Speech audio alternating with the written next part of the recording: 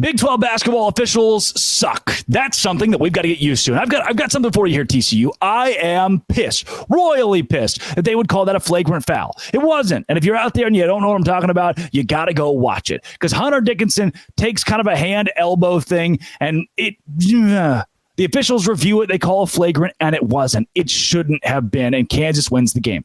I've got a couple different thoughts here. One, are we shocked?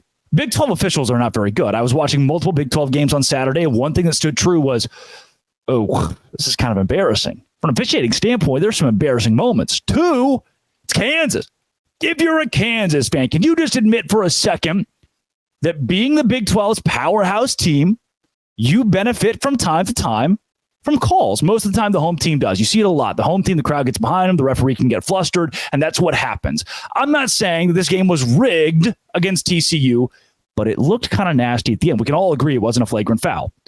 Third thing, I am usually a proponent of fans fan, coaches coach, players play, officials officiate. We all kind of stay in our own lanes, and whatever happens, one sector doesn't really have a ton of control over the other. That said, in this scenario, I get why you'd complain, because that was bad. It wasn't good. But, and I know I keep going back and forth here, I'm just trying to find a way to justify this. It was a terrible call. There was a minute to go and TCU had a chance. It's not like it was the last call of the game that ended everything. TCU still had a shot. I know that there are free throws. Hunter Dickinson gets an opportunity. Kansas capitalized fully on a bad call. Kansas won the game in the end on a bad call. Did they overall win the game? Only because of that call? No. TCU still had a shot. But it was awful. And guess what? We're not going to remember it. I don't think we're going to remember it in 2 months. We shouldn't have to. TCU, just go win the rest of your games. Really impressed. Really impressed. You could have won. I'm not going to say you should have won. I'm not going to say you should have won. 81 points in Allen Fieldhouse is huge. Houston over West Virginia. Yep. Houston fans, it's that easy. It's that easy. It's good for you. Welcome to the Big 12. You're going to be fine. It's just that easy. Just get cocky. Your 34-point victory. West Virginia. Oh, boy. I really thought, blue collar program, they can fight back. They didn't. Cincinnati. Oh, dude, I'm impressed with Cincinnati. The same Cincinnati team that I thought, you know what? They're probably not going to be there. They're probably not going to be great in the Big 12. Wes Miller, baby. 12-2 record now for BYU. Hey, question, front row here. What if, and hear me out, playing better defense and maybe doing something that's not shooting threes would be like something we could do? I thought it was so nuts. The amount of, was it like 44 threes? I'm pulling up right now because I screenshotted a quote that was so golden. It is Pope saying, I like the 46 attempts. I would take 46. The disappointing side, we missed 33. Yeah, no, what? Yes. Aha. Yes. Yeah, that's the problem with taking a lot of three-pointers is what if you miss?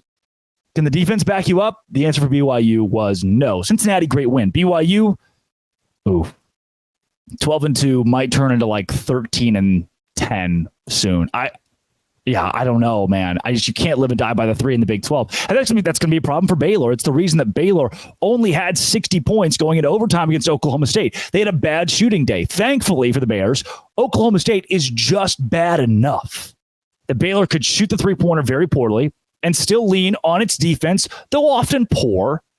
Not poor in standards of the Big 12. I think they're 13th in the Big 12, 12th in the Big 12 in defense. Although often poor, Baylor had enough defense to get a 75-70 win, closed out against Oklahoma State. Oklahoma State, this is not good. This is not good. Like the SIU loss, this is not good. I like Mike Boynton a lot. I've been at a lot of his press conferences too, and have always appreciated Mike Boynton.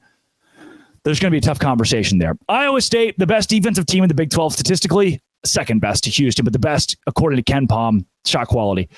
71-63. I thought Iowa State would win this game at Oklahoma. OU, maybe you're legit too. Create depth in the conference. Texas Tech. Yes.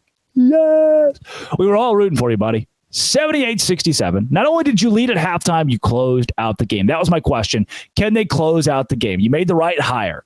Grant McCasland was the right hire, and he went into Austin and beat a top 25 fraudulent Texas team. I said it on the radio on ESPN Central Texas this week. I think of the current top 25 teams in the Big 12, Texas is the most likely to miss the NCAA tournament. I had to put money on it today. Yes or no? Will Texas make the tournament? I don't know if they will. I know there's one loss, but they're going to end the year as a bubble team. Last 4 in, last 4 out. That's my prediction. And then UCF, welcome to the Big 12. Yeah. We weren't lauding Kansas State as like the team to beat. They've had a lot of stuff going on, like President Linton being like overstepping, Jerome Tang being unhappy with the way that some things have been handled. This was like kind of your shot to impress a little bit. Even if you lost, impress a little bit. Yeah, it's bad. Kansas State, I give you some credit. Yeah, you won the game. I got to give you, but UCF, that was my takeaway. It was just, that was stinky. I don't think UCF's going to have a very good year this year. That's okay, though. That's okay. You guys are good at football, getting better at football. That's your saving grace. A national championship in football tonight. It's basketball season for me. Rooting for Washington because Washington is just Texas Tech. Yeah, I said it. Washington is just Colorado.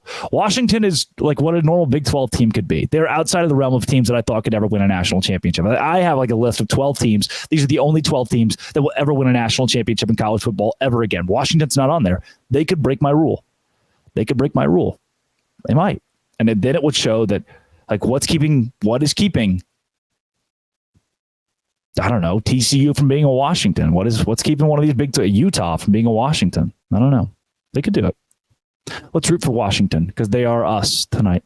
This has been It Always Will Be. Thanks for making it your first listen every single day. Locked on. Thanks again for making it your first listen every single day, I guess. Doce Grande.